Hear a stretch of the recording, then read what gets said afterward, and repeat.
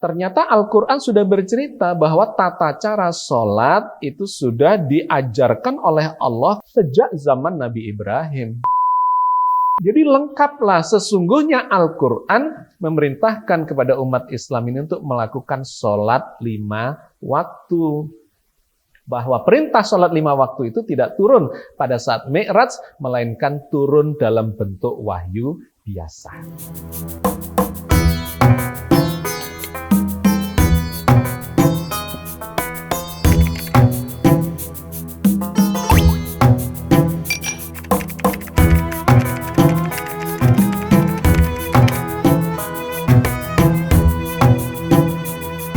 Assalamualaikum warahmatullahi wabarakatuh.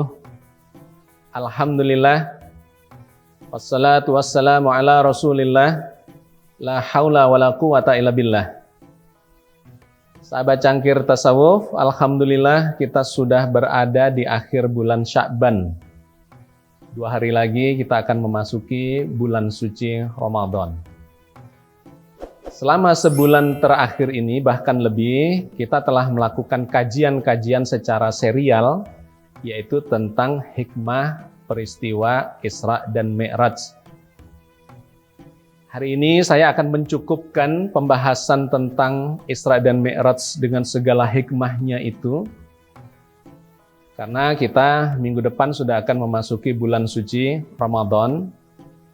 Maka hari ini saya akan menyimpulkan dan mengambil beberapa poin sebagai akhir dari pembicaraan kita atau kajian kita tentang Isra dan Mi'raj itu. Yang pertama, sebagaimana sering saya sampaikan bahwa mengkaji sebuah akidah seperti misalnya peristiwa Isra dan Mi'raj ini harus mengambil sumber-sumber yang meyakinkan. Jangan mengambil kepada sumber-sumber yang meragukan atau debatable, ya, memunculkan debat atau kontroversial. Sebuah akidah adalah sebuah keyakinan. Kalau sumber informasi yang diambil tidak meyakinkan, maka hasilnya bukan menghasilkan keyakinan, tapi malah menghasilkan keraguan-raguan dan kontroversi. Maka poin yang sangat penting dalam setiap kajian akidah, saya selalu menyarankan adalah kembalilah kepada informasi terpercaya nomor 1 di dalam agama ini, yaitu Al-Quran Al-Karim. Karena kitab ini dijamin secara langsung oleh Allah dan Rasul-Nya. Sedangkan riwayat-riwayat itu dijamin oleh para ulama yang meriwayatkan. Allah berfirman di dalam surat Al-Hijr ayat 9, A'udzubillahi minasyaitonirrajim, Bismillahirrahmanirrahim, Inna nahnu nazzalna dzikra wa inna lahu lahafizun. Sesungguhnya kamilah yang menurunkan Al-Quran dan sesungguhnya kami benar-benar memeliharanya. Jadi sahabat sekalian, poin yang paling penting, yang sangat mendasar adalah setiap kali kita membahas, mengkaji tentang akidah, keyakinan, maka harus ada rujukan utamanya berasal dari firman Allah. Selebihnya itu bisa mengambil dari berbagai sumber, termasuk sejarah, riwayat, bahkan sains, teknologi, dan segala macam sumber-sumber informasi yang layak lainnya. Yang kedua, yang ingin saya sampaikan dalam kesempatan kali ini adalah tentang apakah sebenarnya tujuan dari peristiwa Isra dan Mi'raj itu. Ada 2. Yang pertama terkait dengan Isra, yaitu perjalanan malam dari Mekah ke Palestina atau dari Masjidil Haram ke Masjidil Aqsa. Dan yang kedua adalah yang terkait dengan Mi'raj Rasulullah ketika beliau melakukan perjalanan lintas dimensi sampai ke Sidratul Muntaha. Nah, maka kita mencoba mengambil sekali lagi seperti yang saya sampaikan di depan tadi, sumbernya adalah sumber yang meyakinkan, yaitu dari dalam Al-Quran Al-Karim. Sebenarnya apa tujuan perjalanan dari Mekah ke Palestina? atau yang kita kenal sebagai perjalanan Isra, perjalanan malam itu. Al-Quran menceritakan ini di dalam satu-satunya ayat yang bisa dijadikan pijakan, ya, dalil sumber hujah kita, yaitu di dalam surat Al-Isra ayat pertama. Subhanalladzi asra bi 'abdihi lailan minal masjidil harami ilal masjidil aqsa alladzi barakna haulahu linuriyahu min ayatina innahu huwas samiul basir. Maha suci Allah yang telah memperjalankan hambanya pada suatu malam dari Masjidil Haram ke Masjidil Aqsa yang telah kami berkati sekelilingnya, agar kami perlihatkan kepadanya sebagian dari tanda-tanda kebesaran kami. Sesungguhnya Dia, Allah, adalah Maha mendengar lagi Maha mengetahui. Sahabat sekalian, meskipun Allah bercerita hanya di dalam satu ayat, ayat ini komplit, lengkap, menceritakan mulai dari apa dan bagaimananya, sampai kemudian Allah menunjukkan tujuan dari perjalanan itu. Subhanalladzi asra bi 'abdihi lailan minal masjidil harami ilal masjidil aqsa alladzi barakna haulahu linuriyahu min ayatina innahu huwas samiul basir. Maha suci Allah yang memperjalankan hambanya pada suatu malam dari Masjidil Haram ke Masjidil Aqsa yang telah kami berkati sekelilingnya, barakna haulahu linuriyahu min ayatina, agar supaya kami tunjukkan kepadanya sebagian tanda-tanda kebesaran kami. Innahu huwas samiul basir, sesungguhnya Allah Maha mendengar lagi Maha melihat. Jadi tujuan dari perjalanan Isra itu adalah linuriyahu min ayatina. Allah memperjalankan hambanya itu untuk menunjukkan sebagian tanda-tanda kekuasaannya. Ini ada kaitannya dengan kondisi Rasulullah pada saat menjelang perjalanan itu, di mana beliau sedang dalam kondisi yang terjepit dalam perjuangannya. Orang-orang kafir Quraisy itu melakukan tekanan yang luar biasa, baik secara ekonomi, secara politik, bahkan secara fisikal. Nabi itu di wanted, ya, dikejar-kejar, mau dibunuh, bahkan dipasang hadiah yang besar untuk membunuh, mendapatkan Rasulullah. Dalam kondisi seperti itu, di mana sahabat-sahabat sebagainya sudah diperintahkan untuk hijrah ke Madinah, Rasulullah masih tinggal di Makkah. Ternyata Allah mewafatkan orang-orang kunci yang mendukung Rasulullah. Di antaranya adalah paman Rasulullah, yaitu Abu Thalib, yang beliau itu menjadi benteng melindungi dari orang-orang kafir Quraisy waktu itu. Dan yang kedua adalah istri Nabi, yaitu Siti Khadijah, yang juga diwafatkan oleh Allah. Sehingga Rasulullah benar-benar dalam kondisi yang sangat terjepit waktu itu. Dan kemudian beliau memindahkan front dakwahnya keluar kota Makkah, yaitu ke Taif. Tetapi di sana pun ternyata dilempari batu sampai berdarah-darah.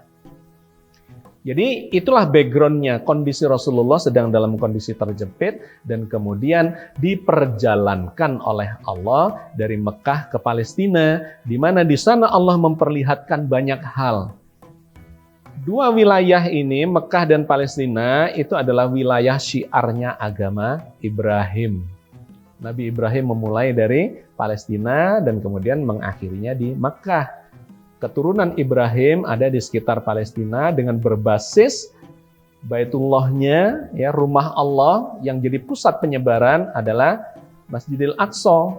Sedangkan di Mekah yang jadi pusat penyebaran adalah Masjidil Haram. Nabi Muhammad diperjalankan untuk nampak tilas perjalanan syiar Nabi Ibrahim. Jadi ringkas kata, tujuan dari Isra adalah linuriyahu min ayatina, agar kami perlihatkan kepada Nabi Muhammad, kepada Rasulullah, kepada hamba Allah itu sebagian dari tanda-tanda kebesaran Allah untuk memotivasi dan menguatkan beliau di dalam perjuangan dakwahnya. 2. Poin yang ketiga, lantas apa tujuan Allah memperjalankan Nabi Muhammad ini ke Sidratul Muntaha?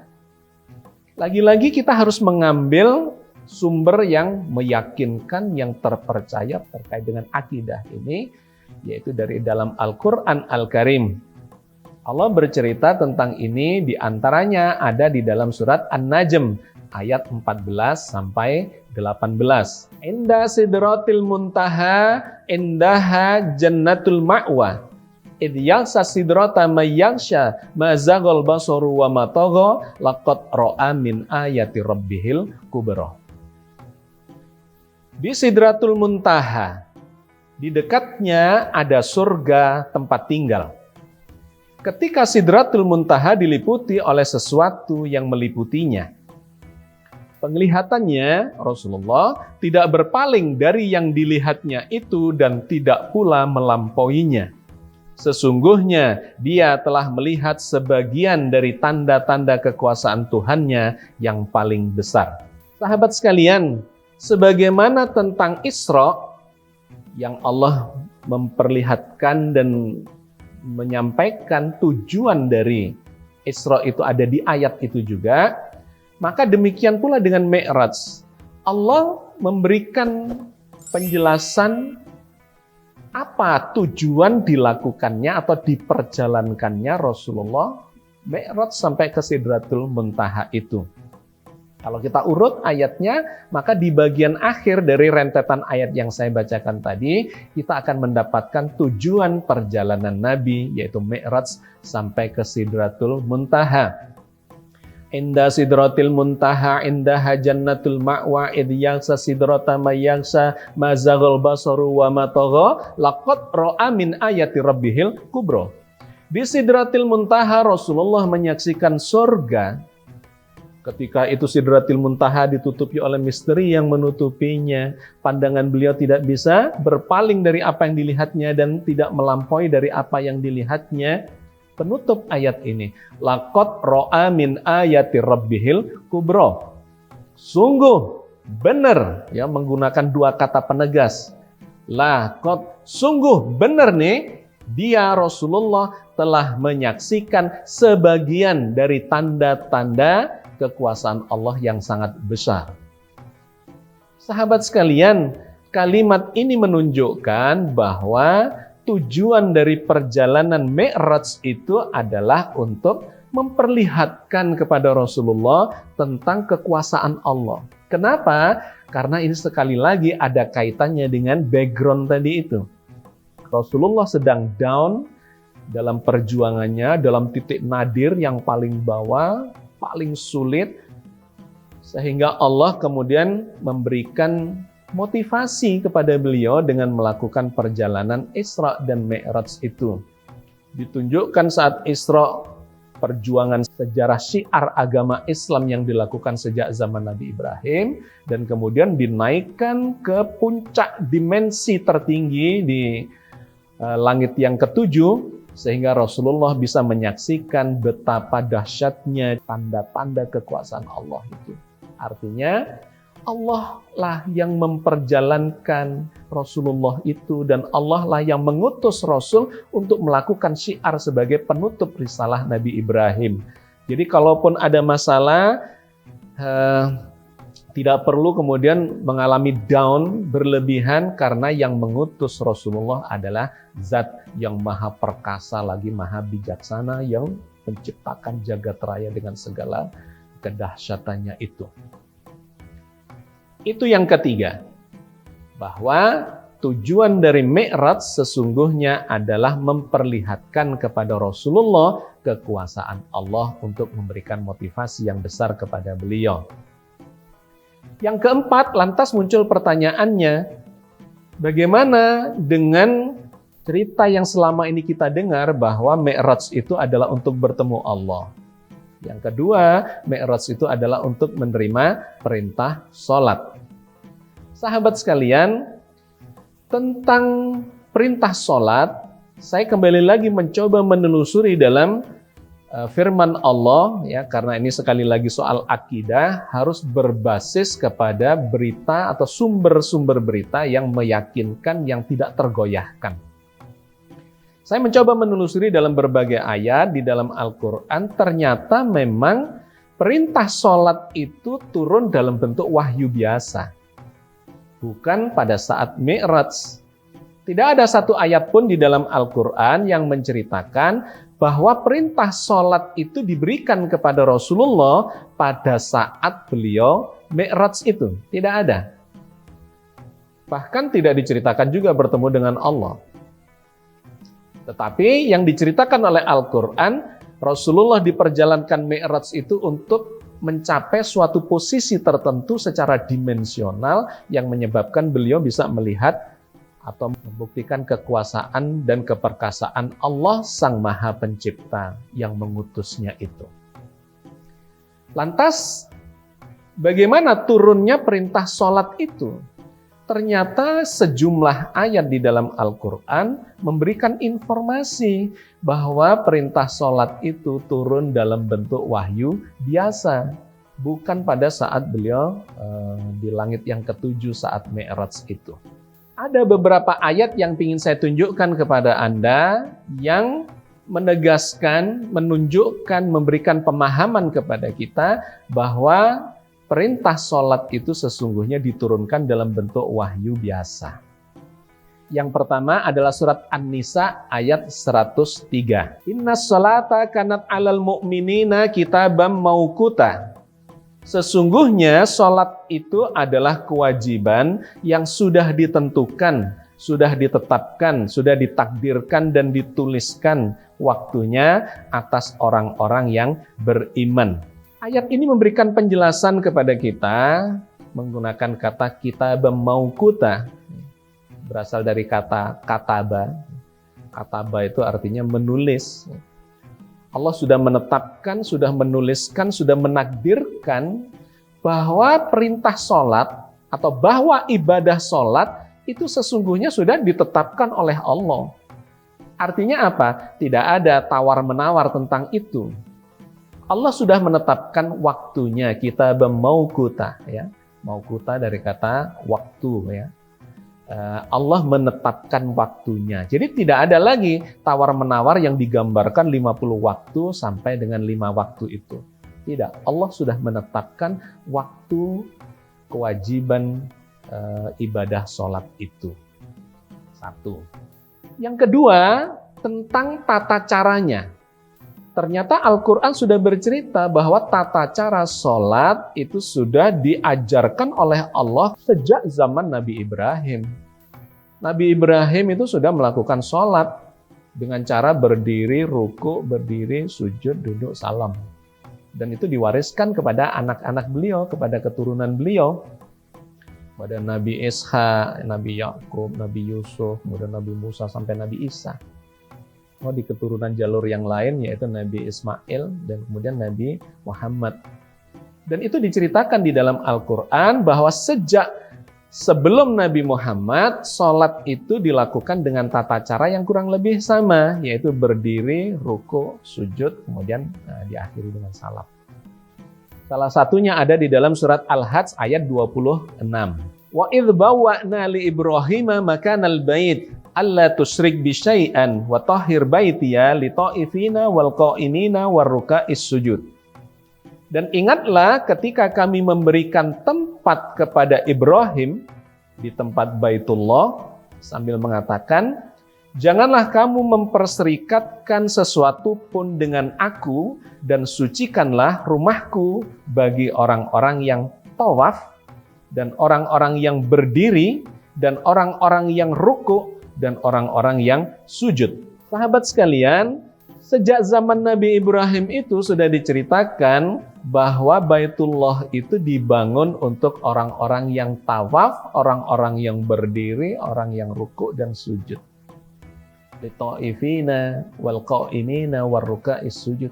Orang yang bertawaf dan orang-orang yang menjalankan sholat dengan cara berdiri, ruku dan sujud.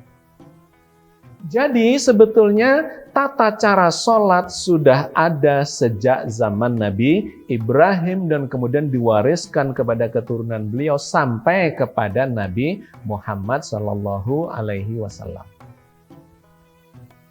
Tentang tata cara. Nah, kemudian yang terkait dengan waktu, Sesungguhnya Allah juga menceritakan di dalam sejumlah ayat bahwa waktu-waktu sholat itu sudah ditentukan seperti saya sampaikan di ayat sebelumnya, tetapi ini lebih didetailkan lagi oleh Allah di dalam sejumlah ayat. Nah, salah satu ayatnya ada di dalam surat Al-Isra ayat 78. Ya. Ditempatkan di dalam surat Al-Isra yang terkait dengan perjalanan Isra dan Mi'raj ini. Di ayat 78. Aqimis sholata liduluki syamsi ila ghasaqil lail wa qur'anal fajr. Inna qur'anal fajri kana mashhuda. Dirikanlah sholat dari sesudah matahari tergelincir sampai gelap malam. Dan dirikan pula sholat subuh. Sesungguhnya sholat subuh itu ibadah yang dipersaksikan. Nah, sahabat sekalian, ayat ini menceritakan tentang waktu sholat. Kapan waktu sholat itu? Liduluki syamsi ila ghasaqil lail. Yaitu mulai dari tergelincirnya matahari sampai gelap malam, wa qur'anal fajar, dan saat fajar.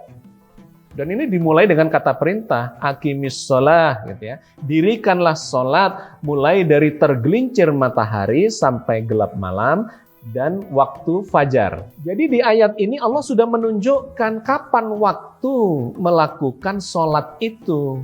Yaitu dimulai dari tergelincirnya matahari. Kapan itu tergelincirnya matahari? Saat matahari berada di titik kulminasi, yaitu titik tertinggi dari perjalanan semu matahari, terbit di timur, kemudian naik sampai ke puncaknya, kemudian turun lagi, tenggelam di barat. Nah, sholat itu kata ayat ini dimulai saat dia berada di titik kulminasi, kemudian tergelincir sedikit. Jadi waktu zuhur itu bukan persis saat di titik kulminasi, melainkan dia turun sedikit atau tergelincir sedikit istilahnya. Liduluki syamsi ila ghasaqil lail. Salat dimulai dari saat tergelincir matahari, yaitu zuhur, asar, maghrib. Itu adalah salat saat tergelincirnya matahari. Ila ghasaqil lail, sampai saat malam yang gelap, yaitu salat isya. Wa qur'anal fajr, dan ditambah lagi dengan sholat fajar atau sholat subuh. Ada yang mempertanyakan ayat ini, Pak, ayat itu tidak spesifik. Karena 3 waktu sholat saat tergelincir matahari sampai maghrib, zuhur sampai maghrib itu dijadikan satu. Berarti sholat itu hanya 3 waktu kata dia. Yaitu tergelincir matahari ditambah isya ditambah fajar atau subuh. Tidak sesungguhnya. Kenapa? Karena liduluki syamsi ila ghasaqil lail itu menunjukkan durasi perjalanan tergelincirnya matahari. Nah, Allah kemudian memberikan detailnya di ayat yang berbeda. Sebetulnya tergelincirnya matahari itu adalah apa saja, dan termasuk 5 waktu itu apa saja. Ternyata Allah mewahyukannya dalam bentuk ayat biasa atau wahyu biasa. Di dalam surat Al-Baqarah ayat 238 Allah berfirman tentang adanya sholat yang berada di saat tergelincirnya matahari itu, yaitu di tengah-tengahnya saat tergelincirnya matahari. Hafizu 'alas sholawati was sholatil wusta wa qumu lillahi qanitin. Peliharalah semua sholatmu dan peliharalah sholat wusta, yaitu sholat asar. Berdirilah untuk Allah dalam sholatmu dengan khusyuk. Allah memberikan istilah di sini adalah sholat wusta, yang kemudian semua para ahli tafsir menyepakati itu adalah sholat asar. Kenapa? Karena wusta itu berarti pertengahan. Saat tergelincir matahari dari zuhur sampai maghrib, katakanlah zuhur itu jam 12, maghribnya jam 6. Pertengahannya jam berapa? Jam 3. Itulah sholat wusta, yaitu sholat asar. Jadi Allah mulai menegaskan secara definitif di mana waktu-waktu sholat itu.